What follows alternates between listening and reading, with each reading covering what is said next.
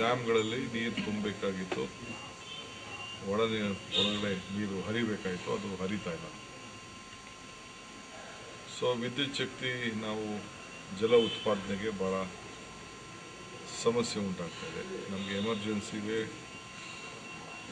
Life drug ಇದ್ದಂಗೆ ನಮ್ಮ ಜಲವಿದ್ಯುತ್. So ಇದಕ್ಕೆ ಭಾಳ ತೊಂದರೆ ಆಗ್ತಾ ಇದೆ.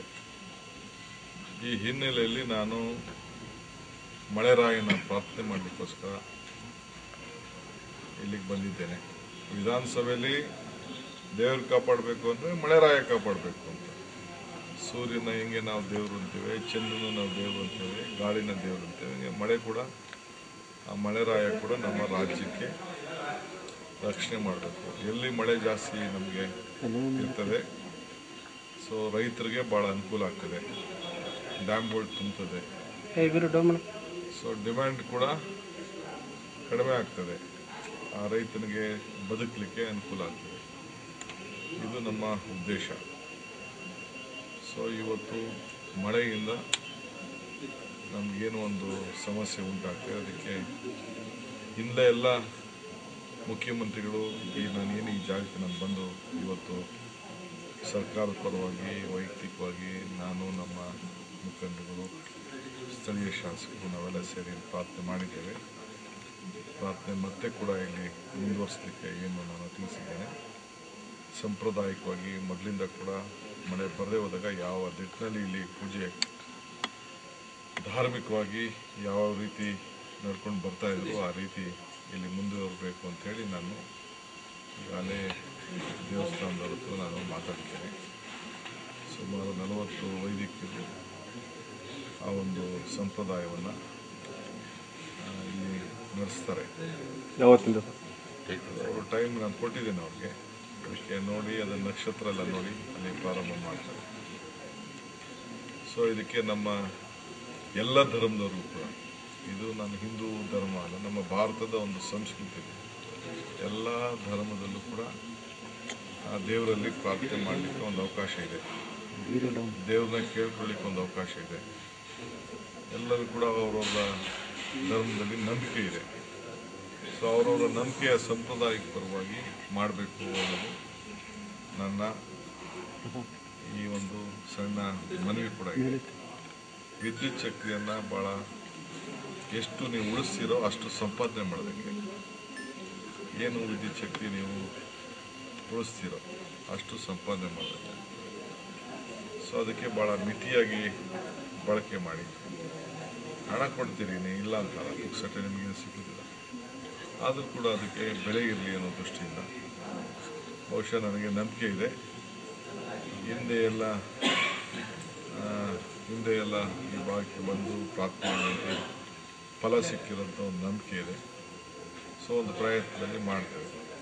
ಬರೀ ದೇವ್ರ ಮೇಲೆ ಭಾರ ಹಾಕ್ಬಿಟ್ಟು ನಿಮ್ಮ ರೈತರ ಸಮಸ್ಯೆ ಇರ್ಬೋದು, ಗ್ರಾಹಕರ ಸಮಸ್ಯೆ, ರಾಜ್ಯದ ಸಮಸ್ಯೆನ ನಾವು ಬಿಡೋಕ್ಕೆ ಸಾಧ್ಯ ಇಲ್ಲ.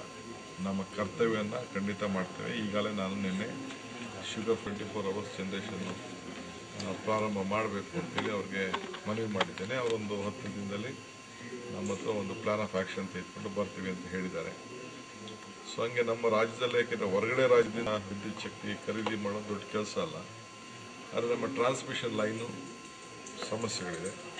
ಅದಕ್ಕೋಸ್ಕರ ಸುತ್ತಮುತ್ತಲ ರಾಜ್ಯದಿಂದ ಎಲ್ಲೆಲ್ಲ ನಾವು ಇದನ್ನು ಉಪಯೋಗಿಸ್ಕೊಳ್ಳಿಕ್ಕೆ ಸಾಧ್ಯನೋ ಈ ಅವಕಾಶಗಳನ್ನು ಉಪಯೋಗಿಸ್ಕೊಳ್ಳುವಂಥ ಕೆಲಸಕ್ಕೆ ಈಗಾಗಲೇ ಕಾರ್ಯಕ್ರಮವನ್ನು ನಾವು ರೂಪಿಸ್ತಾ ಇದ್ದೇವೆ.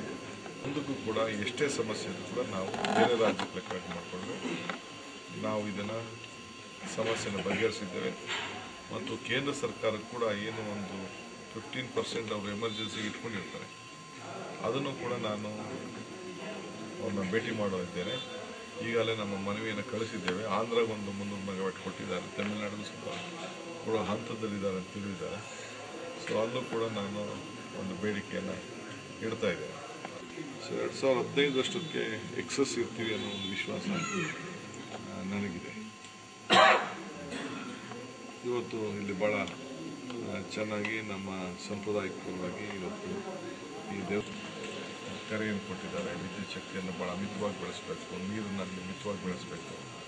ನಾನು ಕೂಡ ದೇವರಲ್ಲಿ ಪ್ರಾರ್ಥನೆ ಮಾಡ್ತೇನೆ ಅಂತೇಳಿ ಅವರು ಕೂಡ ನನಗೆ ಆಶೀರ್ವಾದ ಮಾಡಿ ಸರ್ಕಾರಕ್ಕೆ ಒಳ್ಳೆ ಅವಕಾಶ ಸಿಕ್ಕಲಿ, ಒಳ್ಳೆ ಮಳೆ ಬೆಳೆ ಆಗಬೇಕು ಈ ಭಾಗದಲ್ಲಿ ಅಂತ ಅವರು ಕೂಡ ನನಗೊಂದು ಆಶ್ವಾಸನೆ ಕೊಟ್ಟಿದ್ದಾರೆ, ಆಶೀರ್ವಾದ ಮಾಡಿದ್ದಾರೆ.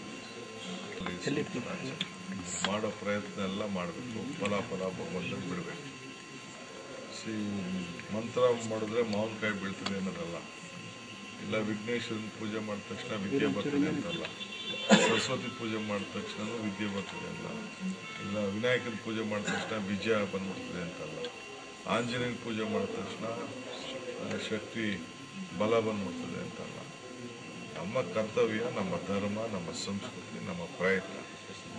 ಈ ದೇವರಲ್ಲಿ ಕಷ್ಟಕ್ಕೆ ದೇವ್ರನ್ನ ಕೇಳ್ಕೊಳ್ತೀವಿ ಅಷ್ಟೇ. ಒಂದು ಒಳ್ಳೆ ಸಂದರ್ಭ, ಒಳ್ಳೆ ಕೆಲಸ ಆಗಲಿ ಅಂತ. ಇದಾಗೋಯ್ತು, ಇದರಿಂದ ಮಳೆ ಬಂದ್ಬಿಡ್ತು, ಮಳೆ ಬರಲಿಲ್ಲ ಅಂತಲ್ಲ. ನಮ್ದೊಂದು ನಂಬಿಕೆ, ಈ ದೇಶನೇ ನಿಂತಿರೋಂಥದ್ದು ನಂಬಿಕೆ ಮೇಲೆ, ನಾವು ಜನ ನಿಂತಿರೋದು ನಂಬಿಕೆ ಮೇಲೆ, ನಮ್ಮ ಭಾರತದ ಸಂಸ್ಕೃತಿ ನಿಂತಿರೋದು ನಂಬಿಕೆ ಮೇಲೆ. ಆ ದೃಷ್ಟಿಯಿಂದ ನಾವು ಇಲ್ಲಿಗೆ ಬಂದಿದ್ದೇವೆ. ಯಾವುದೇ ಒಳ್ಳೆ ಕೆಲಸ ಮಾಡಬೇಕಾದ್ರೆ ಒಳ್ಳೆ ಮುಹೂರ್ತ ಫಿಕ್ಸ್ ಮಾಡ್ತೇವೆ. ಏನೇ ಒಳ್ಳೇದು ಕೆಲಸ ಮಾಡಿದ್ರು ಅಗಲತ್ತು ಮಾಡ್ತೇವೆ. ಸೂರ್ಯ ನಾನೆಲ್ಲರಿಗೂ ಮಾಡ್ತೇವೆ, ರೈತರಿಗೋಸ್ಕರ ಮಾಡ್ತಾ ಇರೋದು, ಜನಕ್ಕೋಸ್ಕರ ಮಾಡ್ತಾ ಇರೋದು. ಈ ಪ್ರತಿಭಟನೆ ಮಾಡೋದ್ರಿಂದ ಏನು ಪ್ರಯೋಜನ ಇಲ್ಲ. ಇದಾಗಲೇ ಸೆಟಲ್ ದ ಮ್ಯಾಟರ್. ದಯವಿಟ್ಟು ನಾನು ಎಲ್ಲರೂ ಕೂಡ ಮನವಿ ಮಾಡ್ಕೊಳ್ತೇನೆ, ಭಾಳ ತಾಳ್ಮೆಯಿಂದ. ನಿಮಗೋಸ್ಕರ ವಿದ್ಯುತ್ ಶಕ್ತಿ ಏನೇ ಅವರು ತಯಾರು ಮಾಡಿದ್ರೆ 50% ಈ ರಾಜ್ಯಕ್ಕೆ ಕೊಡ್ತಾರೆ, ಈ ರಾಜ್ಯನ ನಿಮಗೋಸ್ಕರ ಕೊಡ್ತಾರೆ. ಯಾವುದೋ ಮಾತಿಗೆ ತಾವು ಯಾರು ಪ್ರಚೋದನೆಗೆ ಒಳಗಾಗಬಾರ್ದು ಅಂತೇಳಿ ವಿನಯಪೂರ್ವಕವಾಗಿ ನಾನು ಮನವಿ ಮಾಡ್ತೀನಿ. ನಾವೆಲ್ಲ ಕೂಡ ಒಂದು ಕಂಟ್ರೋಲ್ ಮಾಡಬೇಕಾಗ್ತದೆ. ಭಾಳ ದೊಡ್ಡ ಕನ್ಸಂಪ್ಷನ್ ಉಳಿಸ್ಲಿಕ್ಕೆ ಅವಕಾಶ ಇದೆ. ಸರ್, ಎಲ್ಲ ಖಾಸಗಿ ವಾಹಿನಿಗಳು ಕೂಡ ಸಿಡಿ ಜನ ಬಂದಿದೆ. ಕುಮಾರಸ್ವಾಮಿ ಮಾಜಿ ಮುಖ್ಯಮಂತ್ರಿ ಮಣದೇವರ ಬಗ್ಗೆ ಮಾತಾಡಿದ್ದಾರೆ. ನೋಡಿ, ಅವರು ಒಬ್ಬ ರಾಜ್ಯದ ಮುಖ್ಯಮಂತ್ರಿ ಆಗಿದ್ದಾರೆ. ಅವರೇ ಅವರ ನೋವು, ಅವರ ನಲಿವು, ಅವ್ರ ಪಕ್ಷದಂಥ ವಿಚಾರ ಎಲ್ಲ ಅವರು ಜನರಿಗೆ ತಿಳಿಸಿದ್ದಾರೆ. ಇದು ವ್ಯಾಪಕವಾಗಿ ಚರ್ಚೆ ಆಗ್ತಾ ಇದೆ.